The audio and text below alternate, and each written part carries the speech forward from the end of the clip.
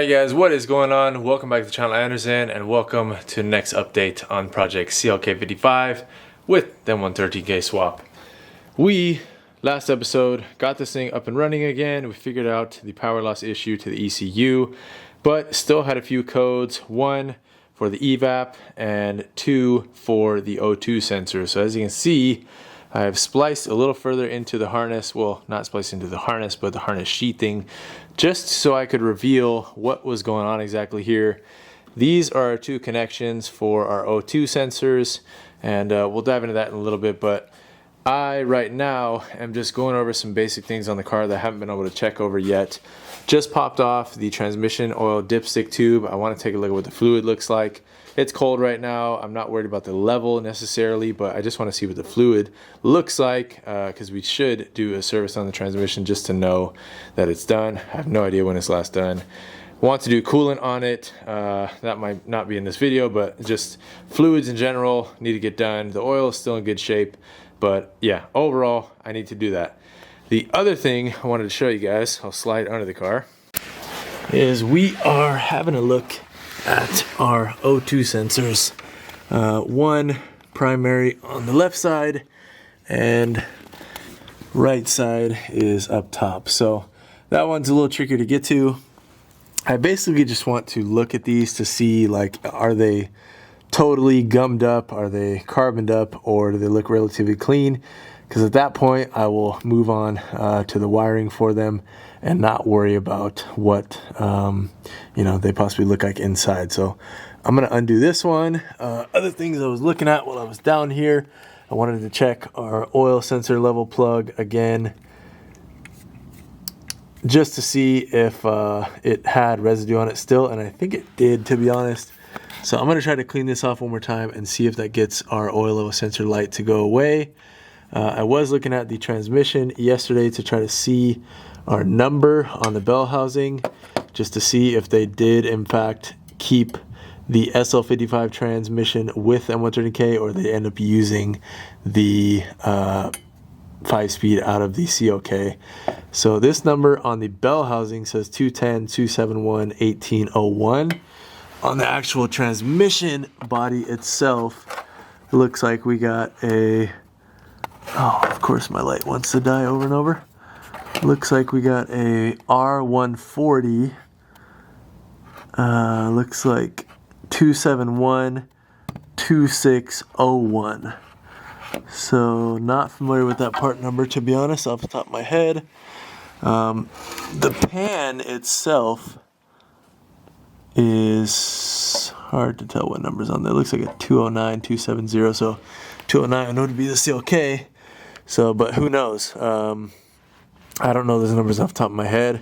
I don't know why the bell housing number would be different, but maybe that's a thing. I don't know. It's been a while since I have researched automatics and what their designations are. So anyways, I'm gonna get that O2 sensor popped off. Sorry, you guys are just being wheeled around down here, and I'll show you guys what it looks like, and then we need to dive into the wiring if those things look clear. Alright guys, and by the way, if you're following along with the series, the last episode you saw the codes that we had were evap and both of the primary O2 sensors. So I didn't know because I've never dealt with a car with a bad O2 sensor, but I didn't know what the symptoms were.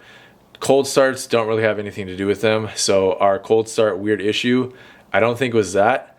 It is possible that it's from the evap because it was stuck open, and that would be letting in basically unmetered air into the engine.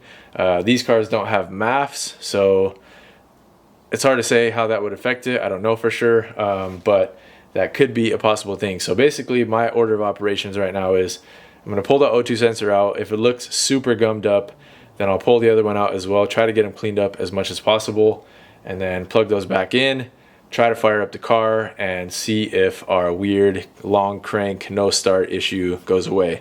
Basically the sequence is when the car is cold only, it will crank, long crank, stop the key, second time, crank, starts to sputter, stop the key, third time, fires up, and before it would fire up all weird and be like missing, and then it would clear itself out, like kind of cough and then clear itself out.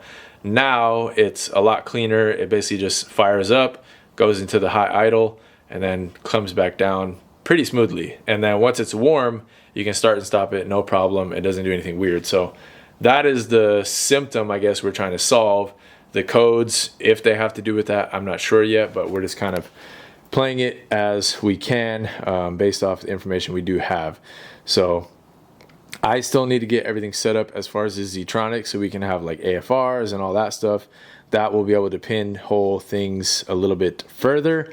But for the time being, we're just kind of going off, you know, caveman style visuals and how the car's running. So yeah, let me pull the O2 sensor out. Let's see what it looks like. All right, guys, O2 sensor is out, and these don't look bad at all, to be honest. Let me get it in some better light for you guys. Yeah, they don't look, I mean, gummed up at all. They look like it's burning pretty even. It's not like white. It's not covered in black carbon or anything. It's pretty clean, to be honest. So if this will focus. Hello, focus.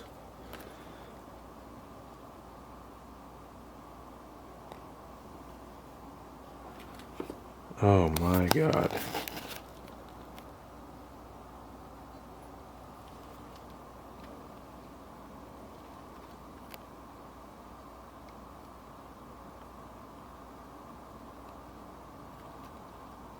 All right, there we go. Finally focus. So that is what it looks like.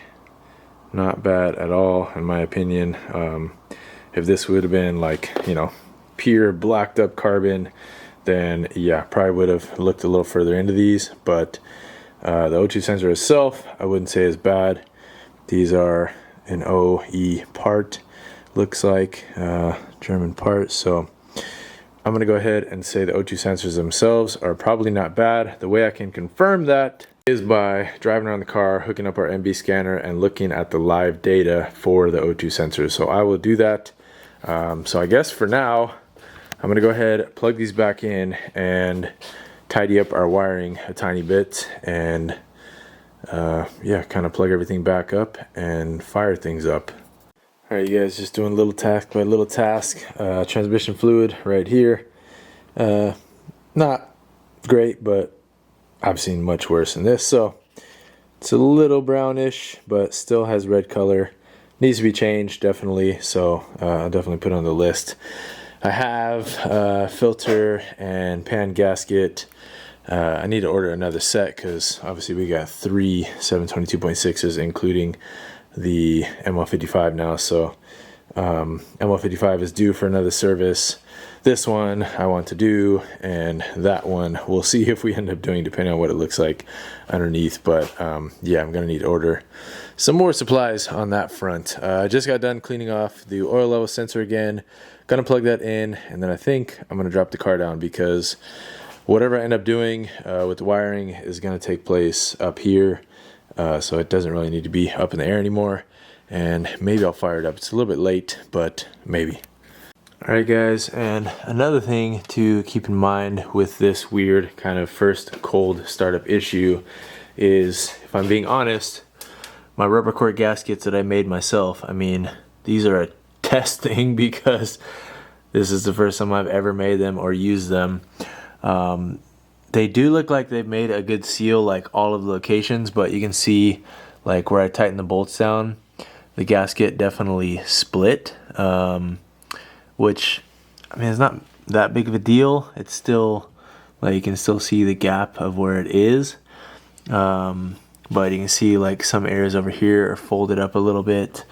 As far as the whole sealing surface across there, it's all pretty even line of gas. You can tell that it is still kind of sitting where it needs to be, but again, I've never made these before, so it's possible it could have some vacuum leaks from that gasket. Only way to tell would be to swap them out and put on something else, which I've learned now is a pretty easy job. So maybe I can order up a set of, I know Needs Wings makes some rubber cord gaskets, and you know, OEM ones are always a possibility too. So could tackle something like that if you know, issues keep going on. So one thing at a time, guys. Can't bite off too much to chew at once. It's a lot of trial and error right now, so let's take one thing at a time here. Alright guys, welcome back. So next day we're going to finish up on the CLK and take it out for a little bit of driving, and more importantly, I'm going to hook it up with the MB scanner and try to run some live data on the O2 sensors. I'll get it down and get all this kind of tucked away for the time being, and then I thought about doing transmission service, but I think I'm gonna wait. I don't want to do it while it's cold anyways, so I'll do it another time. I'm gonna go ahead and move the C36 and the C55 because it's got to get out of the way anyways. We moved the 190 again, moved it farther over, so we got another parking spot behind the C230 coupe. My plan is eventually I want to move these 4 small trees, and then this is all just like landscaping debris. I would love to clear this out fully. This tree is dead. Chop this tree down, and literally we can like probably get a full couple cars in this spot. Not additional cars right now, just moving things out of the way. That way this whole driveway stays pretty clear. It's just easier that way. So I'm gonna move this thing over a tiny bit, maybe take on a quick drive because I haven't driven in a while, and then that way I can put both of this and this here, and that way we can get the CLK55 out of the way. I did not need to explain all that to you guys, but I did. So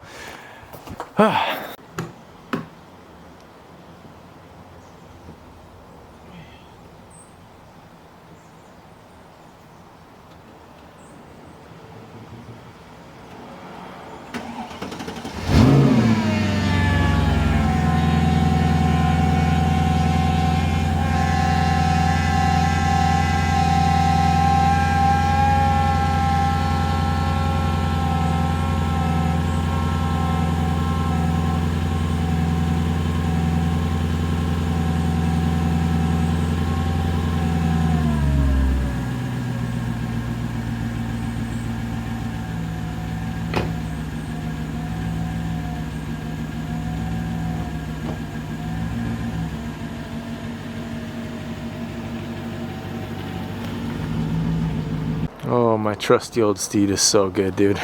Just ripped this thing around, took it up for some red lines, and got it all nice and warm. Hasn't been driven for a while, so I wanted to do so. Got enough space now. Throw the C36 over here. That way, kind of order of operations throughout the day, I'm always the first one to leave in the C36, so as long as I can get this out during the day, my wife can park in the driveway or here, because they leave later than I do. So move the C36, we'll get this thing down and get on with our journey. I'm getting cold, man. It's like turning into shivering temps right now. I need my burqa and my, I don't know, double layers or something. I'm freezing right now. Alright guys, engine bay is all buttoned up. Got the wiring tucked away for now, and bottom is all good. I'm gonna go ahead, lower it down, we'll start it up, see how it does. That's what I'm most curious about, just from blocking off like the evap and you know, not much else. See if that changes anything on the startups. And it's obviously cold right now, it's been sitting for a good while. I'm not going to do the transmission right now, even though it's tempting, just because it's already up in the air, just because I don't want to introduce any other variables into the mix at the moment. Not that that is anything crazy, but I'd just rather do that later on when I have the car warmed up. It's better to do the transmission fluid when it's warmed up anyways. So I'll do that later on. Right now, let's just get it down, take it for a drive, and check our live data for the O2 sensors, because that's going to tell us if they're wired correctly and what's going on. Alright guys, let's plug this thing in and see what we got. Battery's still on, yes. Okay. Alright guys, let's go ahead, crank it and see what happens.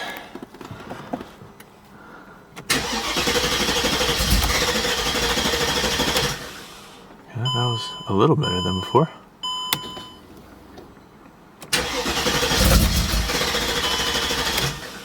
No, still the same thing.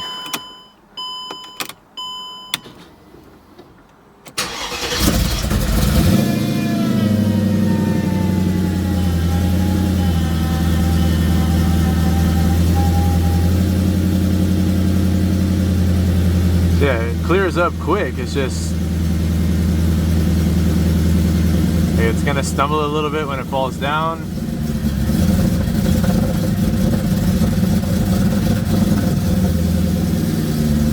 And then it just clears itself out. So weird. Alright, well, let's go into this and see what we can do. Let's first check codes, because we do still have our check engine light on. 8 codes found. Okay, evap, yeah, we know that's going to be there. We have it blocked off. Bank 2. Okay, evap. Sensor 1. So, and then these are just old. Okay, so it's still the exact same 3 codes. So, let's erase. It's not going to actually, can't erase while it's on, so I'll just leave it. Let me go back. Okay, let's go into diagnostics and let's see if we can get to O2 sensors.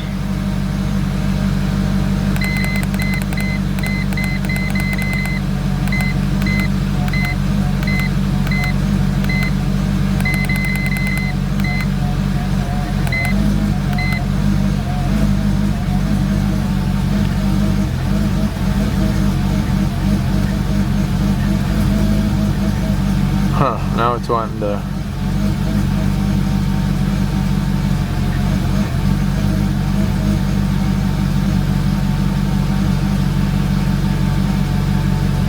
that was weird. It hasn't really done that before. I was kind of hunting for idle right there. Okay.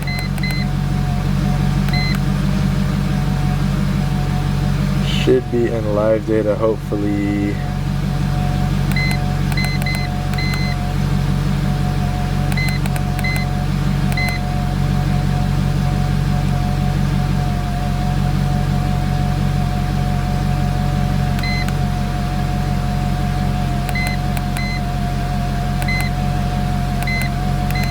I think it's this.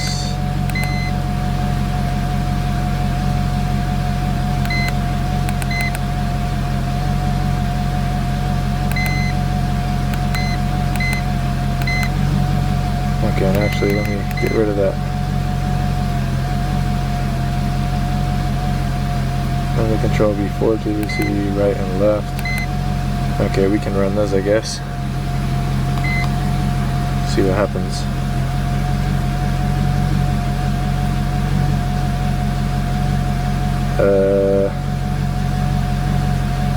Millivolts. I think that's what that is. What in the...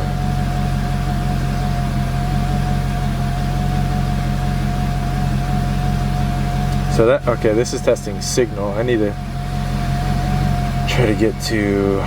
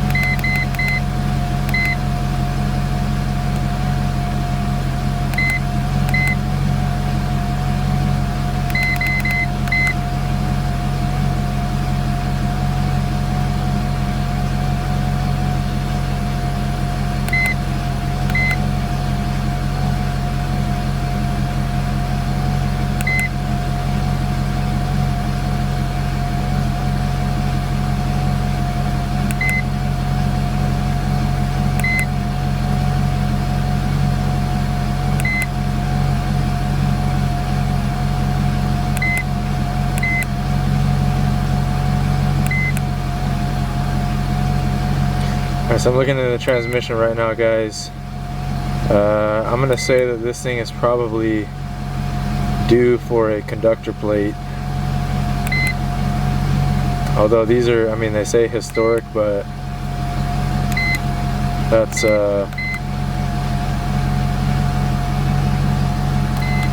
more than what should be in there.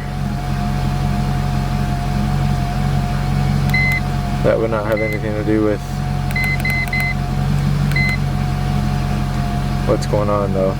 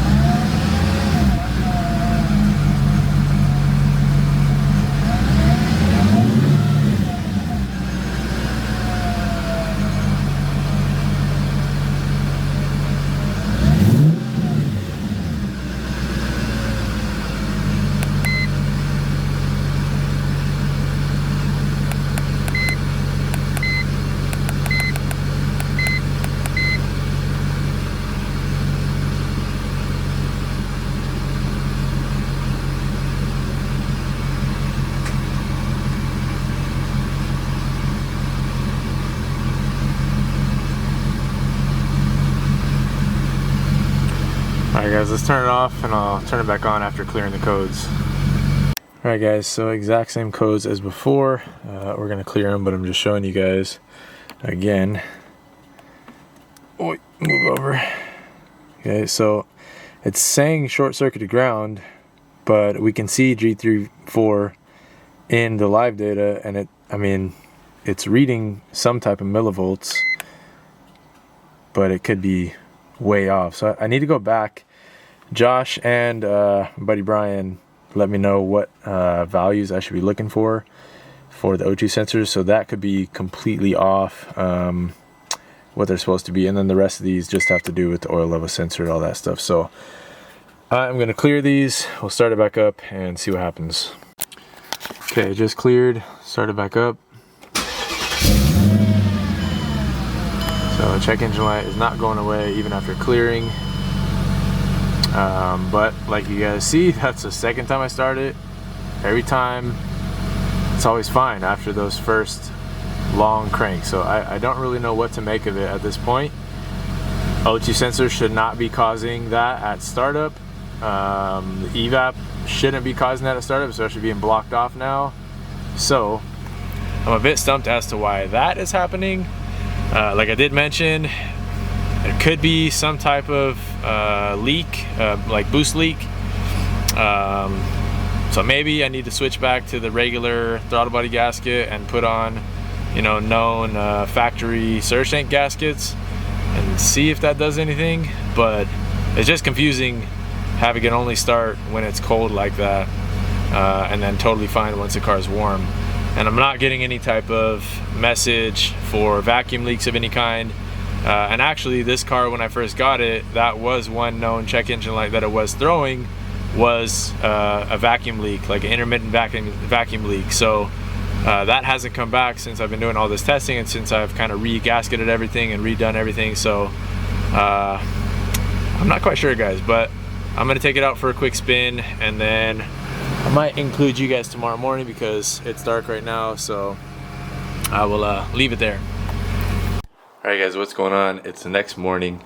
I'm thinking about what else to dive into before I release this video out to you guys today, actually, because it's Saturday morning.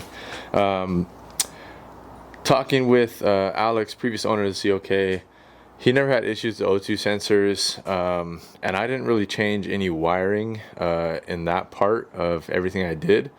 So it's kind of possible that the O2 sensors are just bad themselves.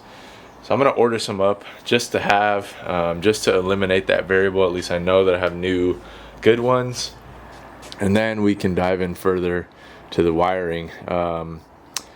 I don't know, it just seems odd, but the values that were on screen in the live data from the MB scanner, they should be jumping a lot further apart, like, you know, from 1 volt to 9 volt or whatever it is.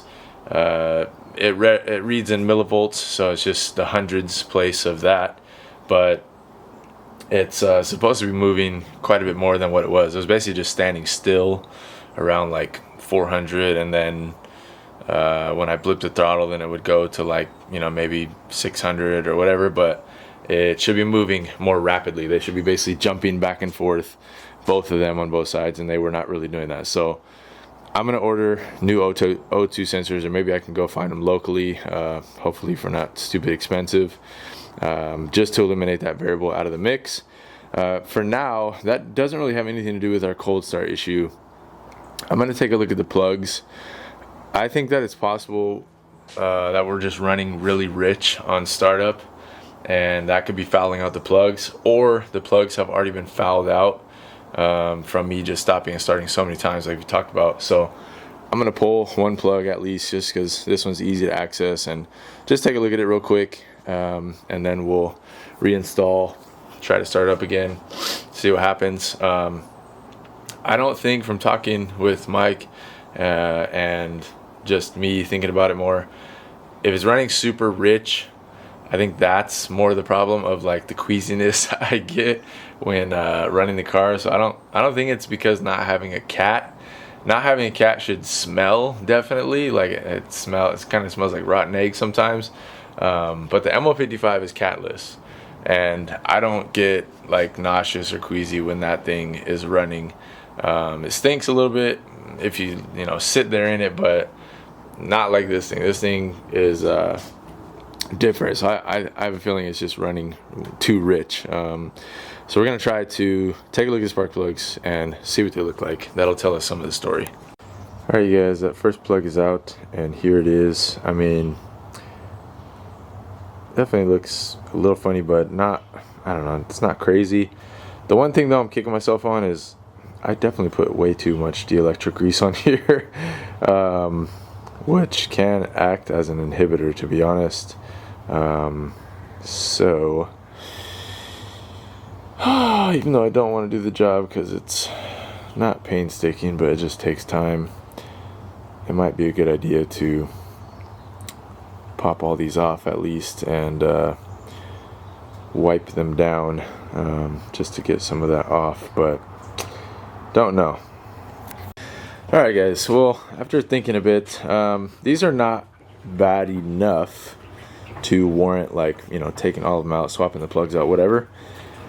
If anything, it needs to be driven, that's for sure. I think that these can come back, no problem. The porcelain is definitely way too dark on the inside, so that could definitely be causing our weird startup issues. But like I said, if I clear it out, then maybe that doesn't become an issue, so I think that's what I should do. However, I want to know what the AFRs are, and I want to get our Zetronics kit wired in. I think that's going to be a separate video anyways. So what I can do right now, I guess I'll take it out for a quick spin, bring you guys with me, see how it responds, and we'll go from there. And then I think I'm going to try to bunker down tonight and get that AFR kit installed. Well, it's not an AFR kit, it's a Zetronics, like, for data in general, but AFR is specifically what I'm after. So try to get that plugged in and see where I can best hook that thing up, and then we'll go from there. Alright guys, gonna go try to drive it. Thought about bringing it up to my buddy's shop to have them try to hook up their AFR to it, but I guess for now we'll just drive, try to clear it out, see what happens right now for the cold start.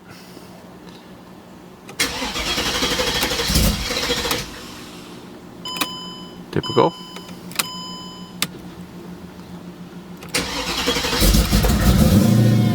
Okay, better.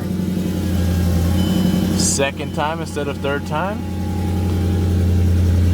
Progress.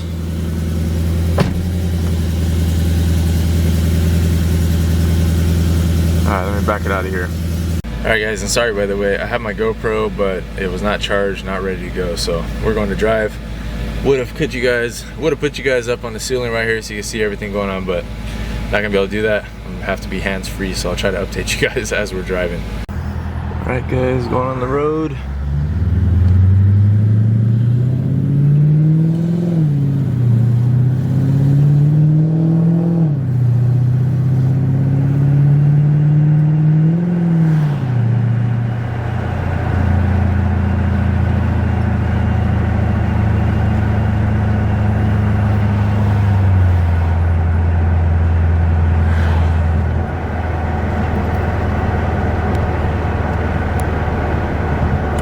Gonna get it up to temp and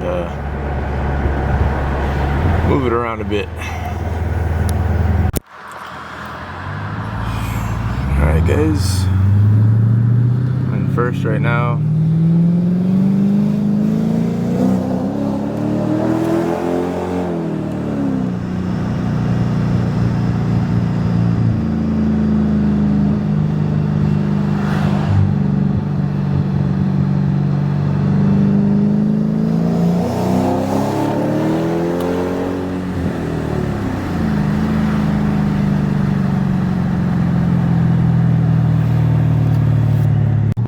Alright guys, officially the farthest away I've been from my house since I've had it at my house.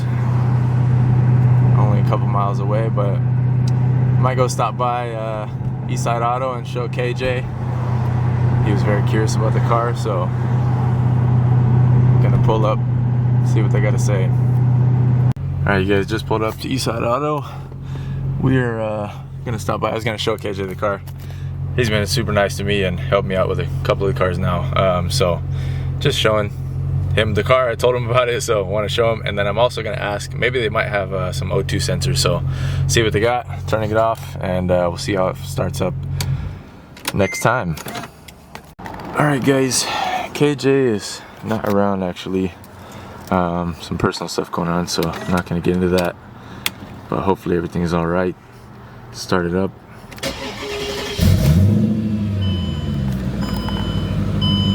Just like before. Weird guys, only cold.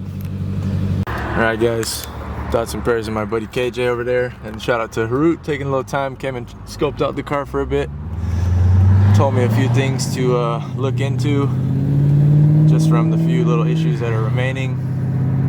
So we talked about in the videos before, but Harut is a master tech from Lebanon actually, and is working with KJ now at Eastside, and definitely knows his stuff. So just having him look around the car and talk to me for a little bit about what's going on is always helpful. So thank you to Harut as well. We're gonna head back home guys, and not much else right now. There's just more things for me to keep testing. I know I wanna be farther along so we can just go rip it and do a proper like driving video and that, but it just takes time guys. We're not there yet. We're getting close, and we've been saying that for 100 videos now, but this is a reality. When you build a car, or when you get a car that's been put together by somebody else, it just takes a lot of time to sort through it. And yes, if I had all day every day, it would be done by now, but I don't. I got a son and a wife and a job and all other things, so it comes down to me being able to divvy time when I have it, and that's a process. So we're still getting those little flare-ups. Like if I try to jam the throttle, we're still getting those little like flare-ups or hiccups, which honestly could have to do with the O2 sensors. It seems like if I roll into the throttle, then it does a little better.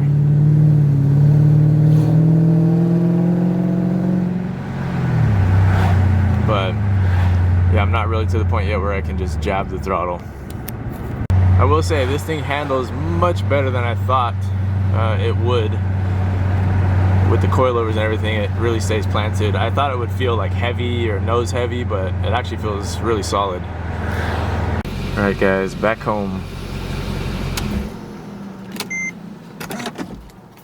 Alright guys, well I got more digging to do. You guys wanted to see this video today, so I gotta get to editing and probably see you guys around noon, 1, 2, depending on how quick this upload goes. But thank you for watching.